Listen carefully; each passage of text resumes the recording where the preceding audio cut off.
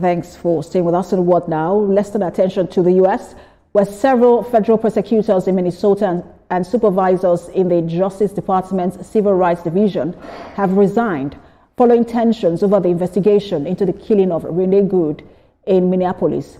Good was fatally shot last week by a U.S. Immigration and Customs Enforcement officer.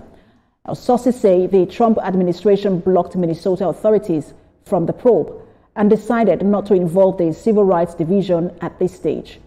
Among those leaving is First Assistant U.S. Attorney Joe Thompson, along with at least 4 other prosecutors. The resignations are part of a wider departure of Career Justice Department lawyers amid concerns about political pressure. Minnesota Democrats criticized the moves, while the Justice Department said the departures were unrelated to the case and tied to early retirement requests. But let's just turn our attention now to that escalating ICE raids in Minnesota and Illinois, but particularly Minneapolis in Minnesota. Andrew Thomas, immigration attorney, joins us from the U.S. Good to have you join us. Thank you, Precious, for having me. Right, so we're seeing tensions in the U.S. over immigration enforcement that have been running high in Minneapolis, and that's since the fatal shooting on January the 7th of Renee Nicole Good by an ICE agent. I just want to get to your assessment of the breakdown of law and order as a result of these ICE raids. When you say assessment, what exactly do you mean? Because as it were, there's still a dispute about how the event unfolded. On the one side, the state officials and the local officials believe that the ICE agents who discharged his weapon overreacted.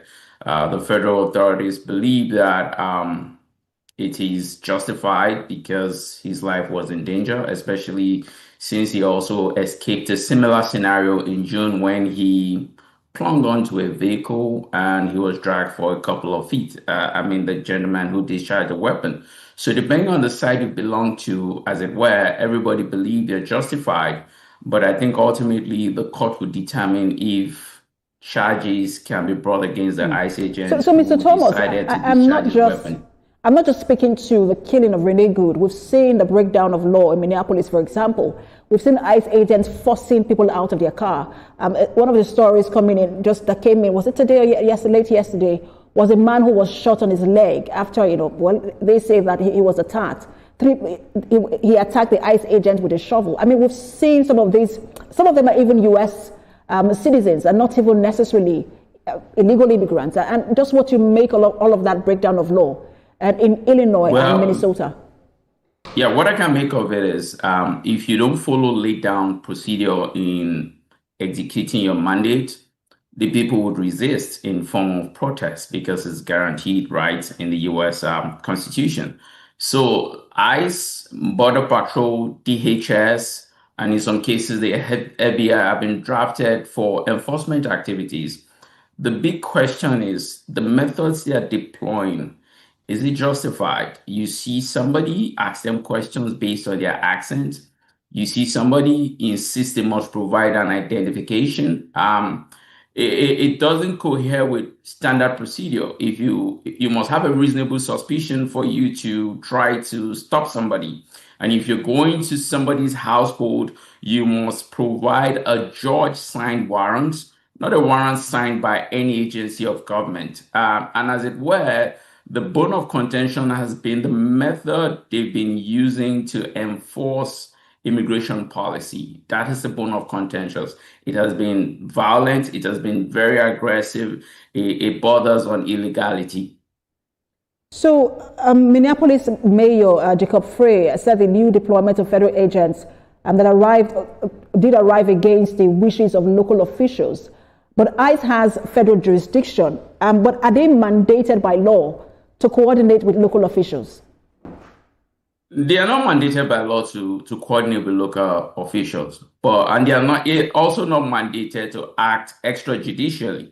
And that is the bone of contention. If you say you're executing government policy at any level, municipal, state, or federal, it must cohere with the rule of law. Nobody's above the law, in as much as ICE has a responsibility to enforce immigration policies. They must do so within the ambit of the law.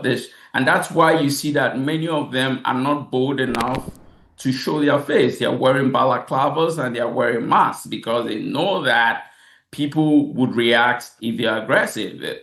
It's just natural human behavior. If somebody approaches you aggressively, the first human instinct is to respond that way. It is not justified, and it's not typical of American culture. And that's why many people are worried that if you keep institutionalizing militarization in civil society, it doesn't bode well for the beacon of democracy, as it were.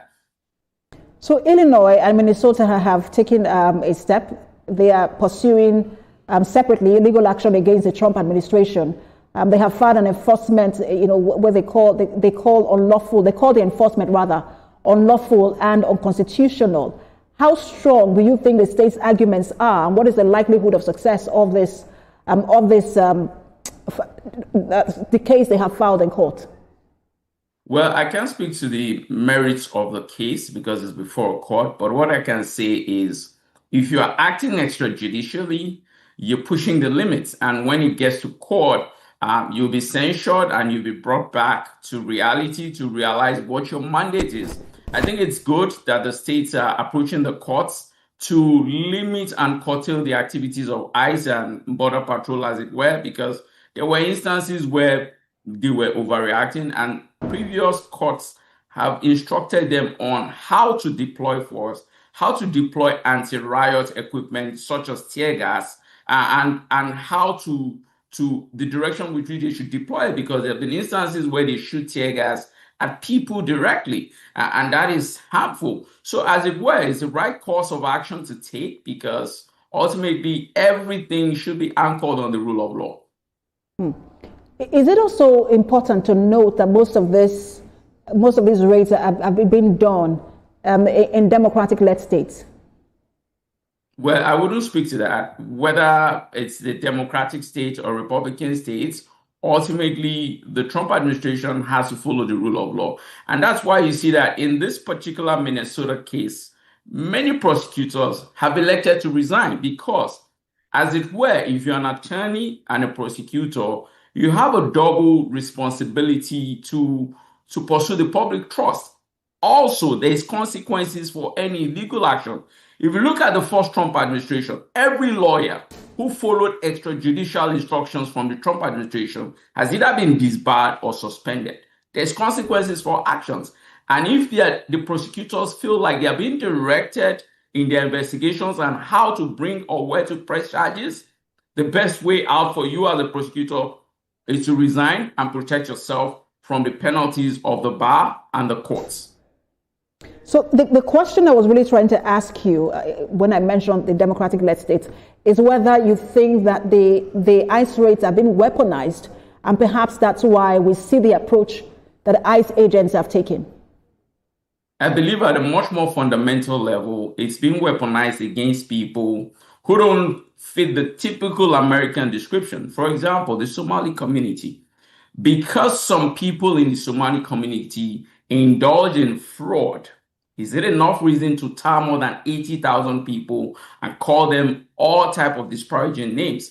I think that is much more important rather than the binary of whether you're Republican or you're Democrat. Human lives are being affected. People who don't fit the typical definition of being American are being harassed, are being made to feel like they are other and they are excluded. And that's the problem. You see people being approached because of the way they look, how they sound. And in any case, everybody sounds differently. There's really no way you can say somebody sounds American. For example, I'm a Nigerian American. I sound Nigerian. And if you have a problem with that, well, there's really nothing I can do. I have an American passport. So for us, we believe much more importantly, people shouldn't be profiled based on how they look, how they sound, or where you imagine they come from, because everybody is an immigrant, including the president, including the first lady of the United States. Everybody came here. The question you would ask is, when did you show up on the shores of the United States? So much more at the heart of this is the racial profiling and not the politics. But how sustainable is President Trump's approach to immigration enforcement, and what could be, in the long run, the ultimate fallout?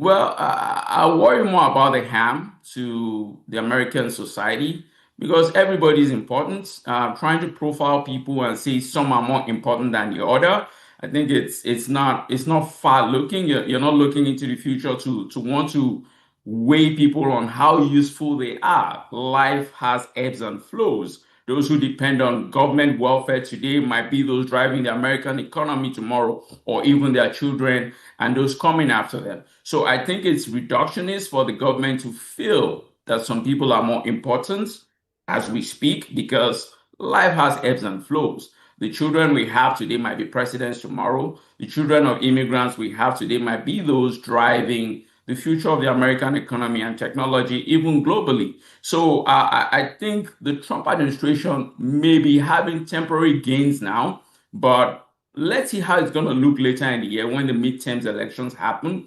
Possibly the makeup of the American Congress will change, and there will be some people who actually have spine to exercise their power of checks and balances. Hopefully, the Supreme Court will decide this June, July term on many issues before the court concerning immigration, especially birthright citizenship. Hopefully, democracy and common sense will prevail. Well, it was a pleasure to have you on. To help us make sense and break down some of these issues, especially immigration issues in the U.S. Thank you so much for your time. Immigration attorney Andrew Thomas. All right, that's Word Now. For more of the international stories we are monitoring, you can visit our website. It's www.tvcnews.tv.